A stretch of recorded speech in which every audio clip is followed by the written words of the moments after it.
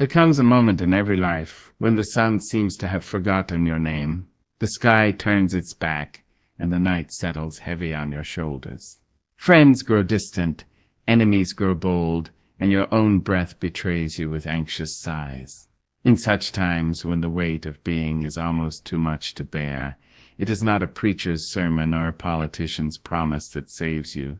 It is the Word, the Holy Word, and child, I tell you with no tremble in my voice, Psalm 27 will change your life. There is a holy power in knowing who walks beside you. The kind of power that doesn't shout, doesn't boast, doesn't dress in the garments of earthly strength. No, this power is quiet, like the break of dawn slipping across a weary sky. It is calm like the breath of a mother watching her baby sleep. It is sure like the turning of the tide and the coming of the morning. The Lord is my light and my salvation. Whom shall I fear? Those words don't come from someone who has never trembled. They come from the lips of a soul that has been pressed, a heart that has been tested, and a spirit that has walked through the long, dark night and still found the sun. They rise from the mouth of one who has seen the storm, stood in the flood, and still believed in the lighthouse of God's presence. You see, when you say, "The Lord is my light," you are not just speaking metaphor. You are speaking defiance to every shadow that has tried to consume you. You are saying to depression, "You may sit beside me, but you do not own me." You are whispering to anxiety, "You may rise in my chest, but I will not bow to you." You are testifying to every fear that dares to whisper your name, that you have something brighter, something higher, something eternal shining within you. Child, fear is an old thing. It has walked this earth longer than any of us. It has worn many robes: doubt, shame, scarcity, rejection. It will sit at your table, uninvited. It will sleep in your bed, unwelcome. It will dance in your mind and tell you that you are alone, forgotten, destined for ruin. But when you rise and declare that God is your light, you do not just turn on a lamp. You ignite a fire that burns through lies, a fire that reveals the truth, a fire that cannot be extinguished by the winds of worry. That light, oh yes, that light is not like the lights of this world. It is not powered by the grid of circumstance or dependent on the weather of your emotion. God's light shines even when the bank account is empty. It shines when the report is bad, when the job is lost, when the spouse walks away. It shines not because things are good, but so that you can endure when things are not. And when you say, "The Lord is my salvation," you are declaring that your rescue, your hope, your deliverance is not man-made. It's not stitched together by politicians or handed out by fortune. It's not something you earn, but something you receive with open, trembling hands. You are saved not just from the judgment of sin, but from the weight of your past, the regrets that haunt you, and the fears that bind you. You are saved from the idea that you must be your own savior. God is not just a distant deity watching from the balcony of heaven. He is a deliverer who steps into your fire, stands in your flood, and whispers your name in the silence. And when he does, every fear that ever held court in your mind must bow. Because the presence of God is not just comforting, it is authoritative. It speaks, and the wind stills. It moves, and mountains melt. It shows up and fear flees. Yes, whom shall you fear? Not the dark, because he is your light. Not destruction, because he is your salvation. Not tomorrow, because he already stands in it, arms wide, waiting for you. Fear is real. Yet, it breathes down your neck when you're stepping into the unknown. It knocks when you are on the edge of purpose. It rattles its chains when you are rising into the person God made you to be. But just because fear shows up doesn't mean you have to let it. Just because it knocks doesn't mean you have to open the door. Let it stand out in the cold while you sit at the table of courage, warmed by the fire of faith and fed by the bread of the word. There is a sound that silence makes when it is holy. It is the sound your soul makes when it stands still and knows, really knows that he is God. It is not loud, it is not flashy, but it is immovable. When David wrote those words, he had enemies, real ones, spears and swords and betrayals and blood. He wasn't writing from a palace of peace. He was writing from the battlefield of life, and yet he said, "Whom shall I fear?" He didn't say, "I have no problems." He didn't say, "I feel strong every day." He said, "The Lord is my light. The Lord is my salvation. The Lord is the strength of my life. That mine matters, because it's personal. It's not something he heard secondhand. It's not something a preacher told him once. It's not a quote on a wall. It's a testimony, a declaration, a war. And if you've ever cried in the night, you know what it means for God to be your light. If you've ever walked through hell and come out praising, you know what it means for him to be your salvation. If you've ever been too tired to keep going but kept going anyway, you know what it means for him to be the strength of your life. So hold that close. Clutch it like a child holds a blanket. Wear it like armor. Sing it like a song that lifts the rafters of your soul. When fear rises, so does faith. When darkness falls, the light shines even brighter. When your knees shake, remember your spirit still stands. And the God who parted seas,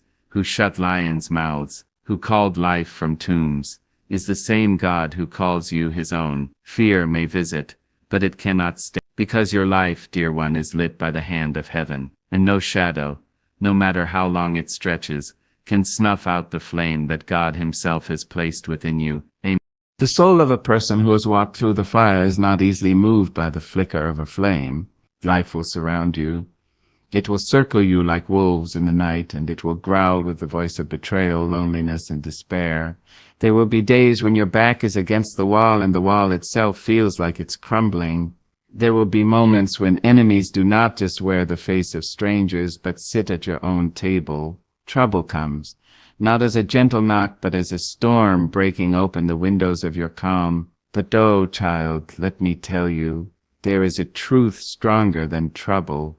There is a peace that outlives pain. There is a God who will keep you from being shaken even when the ground beneath you trembles.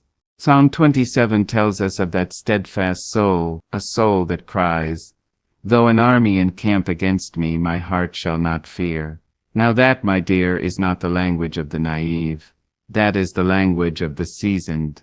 That is the voice of a heart that has been surrounded before, a heart that has seen chaos march up to its front door and refused to leave, a heart that has endured the long stare of heartbreak and still chosen to sing, because let me be plain with you.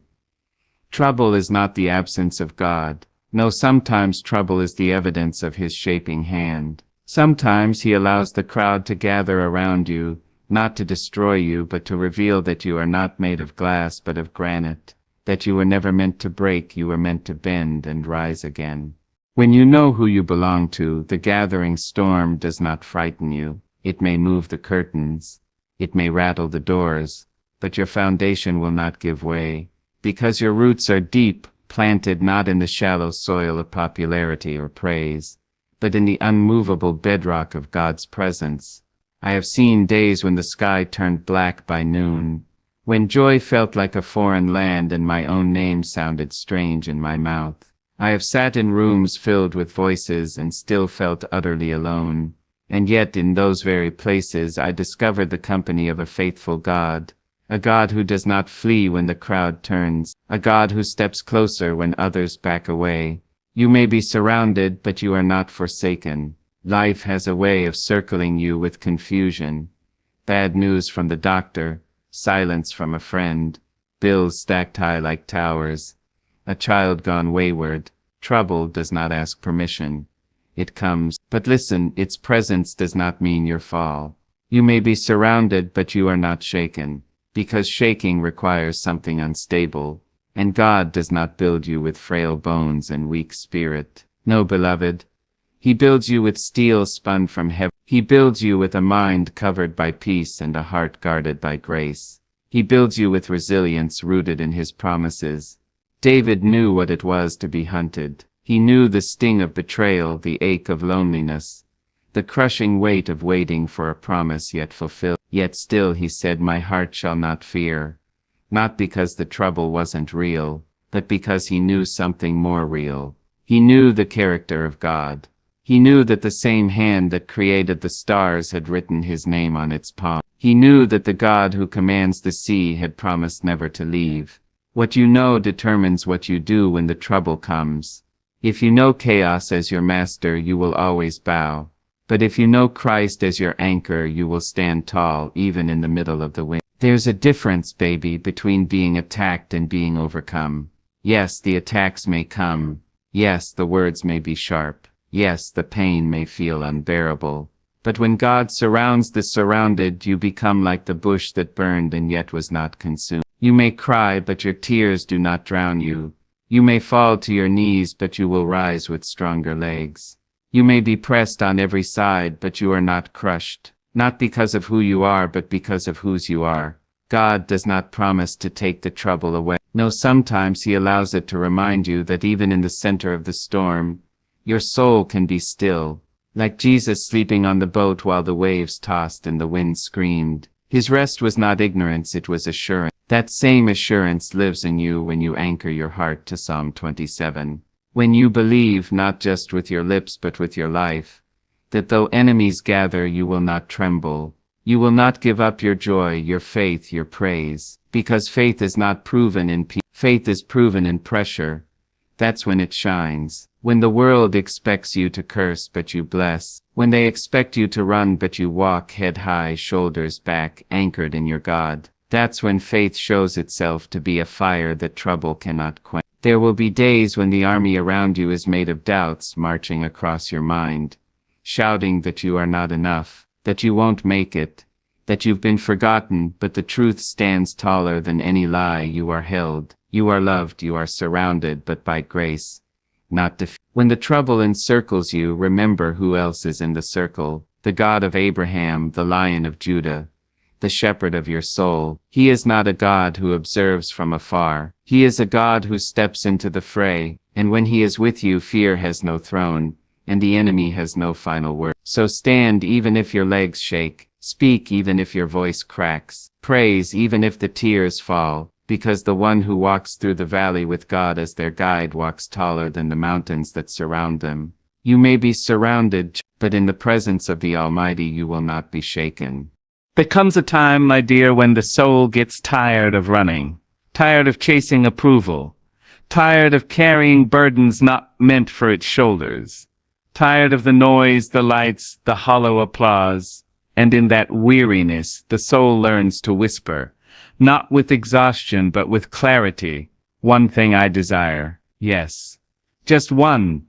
The world will hand you a list. It'll say you need riches, titles, beauty, recognition, a house on the hill, 1,000 followers, and a perfect smile. It will teach you to multitask your blessings and bury your soul beneath busyness. But the Spirit leads you to simplicity.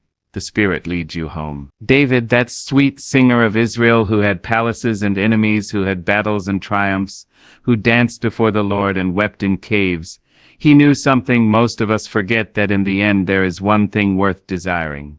Not many, not 10, just one. To dwell in the house of the Lord all the days of your life. To gaze upon the beauty of the Lord and inquire in His temple. That is not the language of religious obligation. That is the song of someone in love. A soul who has tasted every fruit the world had to offer and found it lacking. A heart that has sat in the courts of kings but still longed for the footstool of the King of Kings.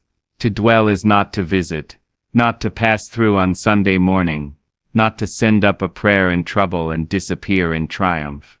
No, to dwell is to abide, to remain, to pitch your tent in the courts of the Most High and say, this is where I live now, this is home. You see, home isn't just a place, it's a presence. And the presence of God, oh child, it is more than enough. It is rest when your bed brings no comfort. It is peace when your thoughts are a storm. It is warmth when the world grows cold. It is a holy hush when life tries to drown you in noise. There are moments in this journey when everything gets stripped away. The makeup fades. The friends grow silent. The money dries up. The smile cracks. And in that raw, aching stillness you find the presence of God like a well in the wilderness. Deep, cool, life-giving. And you drink not with manners but with desperation. You drink because it's the only thing keeping your soul alive. David wasn't seeking a perfect life. He was seeking a perfect place. A place where God's voice didn't echo from a distance but whispered close enough to breathe on his face. A place where worship wasn't a performance but a posture. where questions could be asked and tears could be shed and the soul could stretch out and simply, have you ever wanted that? Not another miracle, not another blessing, but just him, his nearness, his beauty, his heart. That's what David was after, and that's what the Spirit is stirring in you now. We live in a time where everything pulls us outward. Notifications, expectations, constant connection with people, and disconnection from ourselves. But the true power of Psalm 27 is in its call back inward, back to the sanctuary, back to the quiet, back to the place where it's just you and God, and that is more than enough. Because in that presence things shift, not always the situation but always the soul. You come into his presence burdened and you leave lighter. You come angry and you leave softened. You come fearful and you leave brave. Not because the storm has ceased,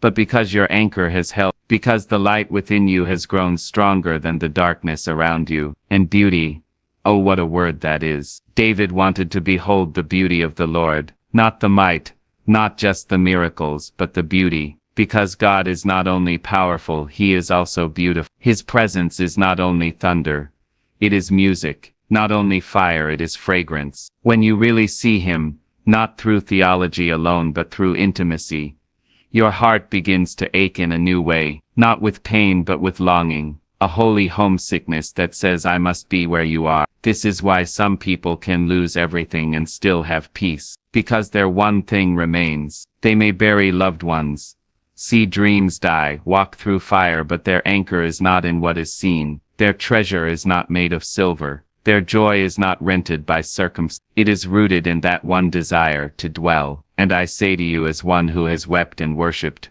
who has been lifted and brought low, nothing in this world satisfies like God's presence. You can travel the world, lie in silk sheets, sit in corner offices, but without him it is hollow. Yet if he is with you, even a prison becomes a sanctuary. A desert becomes a garden. A storm becomes a dance. To inquire in his temple, oh what a sacred thing that is. To ask him questions, not like a student demanding answers, but like a child crawling into a father's lap, just to hear his voice. To say, Father, I don't understand, but I trust you. Teach me, hold me, speak. Because when you make his presence your priority, everything else falls into its place, or it falls away, and you learn that you never needed it after all. So let the world chase its many things. Let the masses reach for the temporary. But let your heart be, let your soul rise like incense, and let your voice declare, one thing I desire, one thing I seek, to dwell in your house, to gaze on your beauty,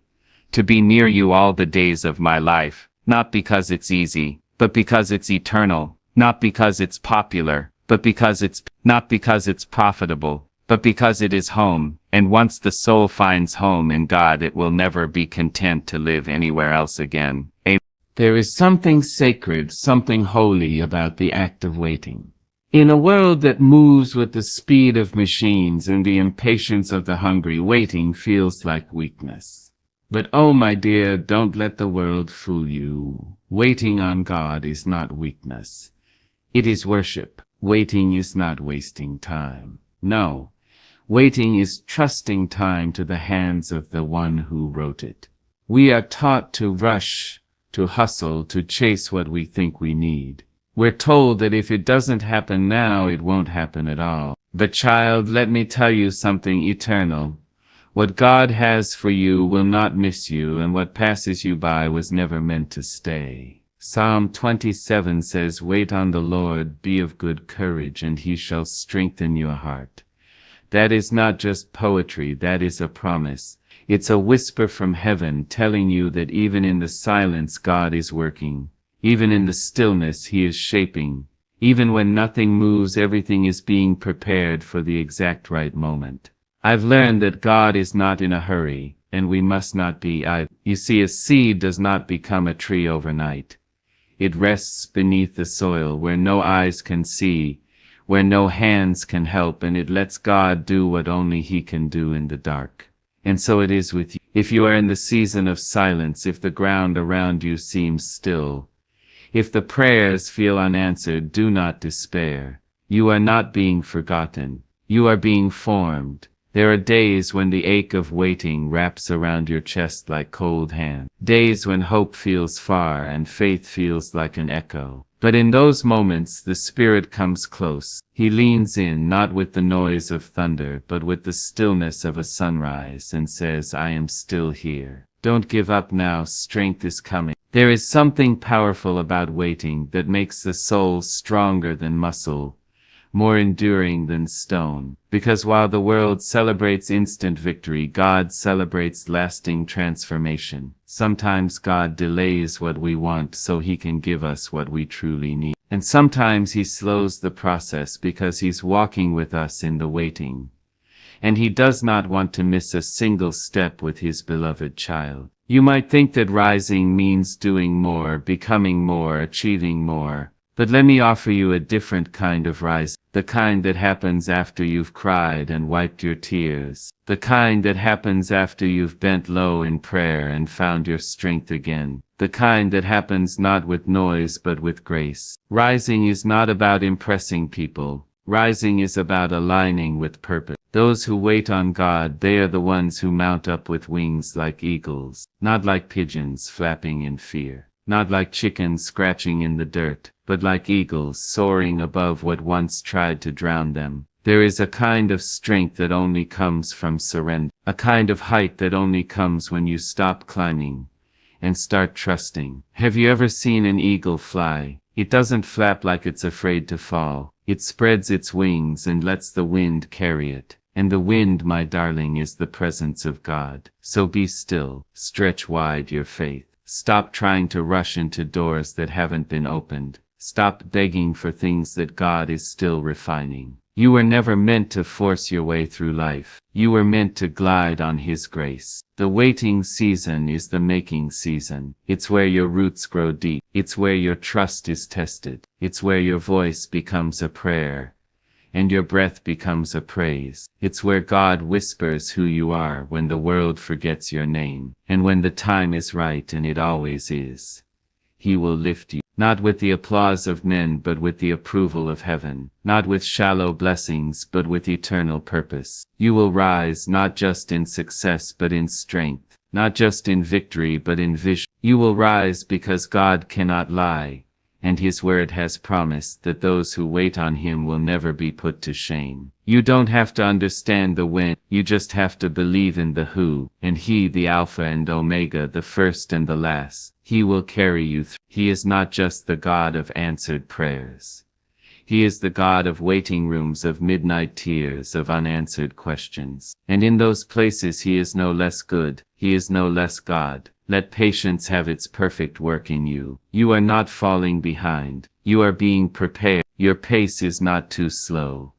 God is walking with you, and what feels like delay is often divine protection. What feels like silence is often God writing your next chapter with His own holy hand. So wait, but wait with courage, wait with hope, wait with expectation, and while you wait, worship. While you wait, serve. While you wait, love. While you wait, breathe in the truth that God is not done with you yet. This valley you're walking through, it's not your end, it's your stretching place. This quiet season, it's not your punishment, it's your preparation. In this moment of stillness, it's not the absence of movement, it's the presence of divine timing. When you wait on God, you're not falling behind, you're being set apart. And when you rise, and yes, you will rise, it won't be because you forced your way forward. It will be because God lifted you in the fullness of His time, with the fullness of His strength, and placed you exactly where He destined you to be. So hold your head high even in the waiting. Stand tall, even in the silence. You are not forgotten. You are not overlooked. You are in the hands of the One who knows when to say now. And when He says it, nothing on earth can stop your rise. There is a sacred truth, quiet as the dawn, firm as the mountain, yet so often forgotten in the rush of life. You are never alone, not in your brightest hour, and certainly not in your darkest night. Never alone, not when you're standing on the stage, and not when you're curled beneath the weight of sorrow. Never alone, not even when the phone doesn't ring, when the door doesn't open, when the tears fall in secret and nobody sees. You may feel alone. Yes, You may walk through days that echo with silence and nights that seem to stretch without end. You may sit at tables where love once dwelled and find only shadows. But my dear, feeling alone and being alone are not the same. Because there is a presence soft and holy that walks with you. There is a God, mighty and gentle, who stands beside you when others step away. A God who sees what others cannot, hears what you will not say, and stays when everything else crumbles. Oh, beloved, that's what Psalm 27 teaches us. David, the shepherd king, the giant slayer, the man after God's own heart, he knew what it meant to walk through the valley of fear. He knew what it meant to be hunted, hated, haunted by the failures of his own flesh. And yet through every trial, every betrayal, every lonely cave and battlefield, David declared with the strength of a lion and the tenderness of a lamb, "Though my father and mother forsake me, the Lord will receive me." Now that's not a line you speak lightly. That's the cry of someone who's been left, someone who's watched people walk away, someone who's faced rejection, not just from enemies but from family. Yet even in that place, especially in that place, David found a truth greater than human affection. God does not abandon his own. He doesn't. The world will tell you to measure your worth by who stays in your life. But child, let me tell you, the most precious people can leave. They can break promises. They can grow tired, distracted, or cold. And when they do, the enemy of your soul will whisper, "You are alone," but that is a lie. For there is one who knit you together in your mother's womb. One who knew your name before the world did. One who walked with you through every moment you thought no one cared. No one saw, no one understood. He saw, he knew, he wept with you. And he never left. When the pain was too deep to speak, he sat beside you in silence. When the betrayal cut like a blade, he held you while you bled. When the world moved on too fast, he stayed with you in the stillness.